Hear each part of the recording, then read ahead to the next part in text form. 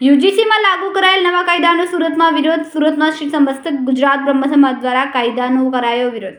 સુવર્ણના બાળકો અને તેમના ભવિષ્યની સુરક્ષા માટે ઊભા થયા સવાલ. યુજીસીમાં જાતિ વિષયક લાગુ કરેલ બિલમાં સુધારો કરવા માંગ કરાઈ.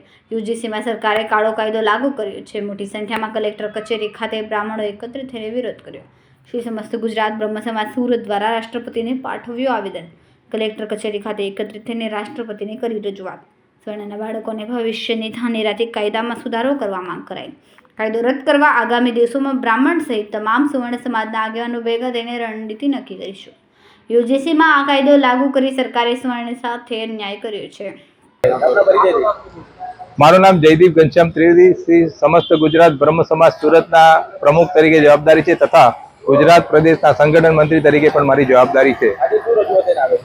આજ રોજ સરકાર દ્વારા યુજીસીનો જે નવો નિયમ કાયદો આવ્યો છે તેના વિરોધ કરવા માટે ભારતના રાષ્ટ્રપતિ માનનીય મુર્મુજીને કલેક્ટર થ્રુ દ્વારા અમે આવેદનપત્ર પાઠવવા માટે આવ્યા છીએ.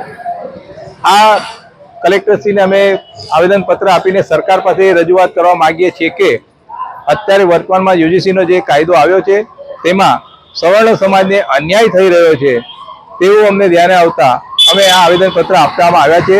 અન્યાય થવાનું કારણ એ છે કે સવર્ણ સમાજ સિવાય અન્ય સમાજના કોઈ પણ છાત્ર વિદ્યાર્થી જો ફરિયાદ દાખલ કરે કે આ સવર્ણ સમાજના વિદ્યાર્થીએ મારી સાથે આવું કર્યું છે તો એ ફરિયાદને માન્ય ગણવામાં આવે છે અને એ ફરિયાદ માન્ય ગણી પછી એની જે કમિટી બને છે, જાંચ કમિટી બેસે છે, એ કમિટીમાં પણ ફક્ત સવર્ણ સમાજ સિવાયના લોકોને રાખવાનો નિયમ છે, જેથી કરીને યોગ્ય વિદ્યાર્થીને ન્યાય ન મળે અને વિદ્યાર્થીને અન્યાય થાય.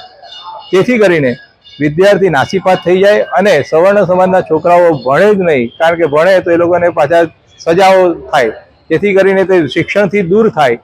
તે પ્રકારનો અમને કાળો કાયદો લાગતો હોવાથી અમે કલેક્ટરશ્રીને આવેદનપત્ર આપવા આવ્યા છીએ. કેમેરામેન સેનલ વિરાણી સાથે વિશાલ છેઠા, માનવ પ્રભા ન્યૂઝ, સુરત.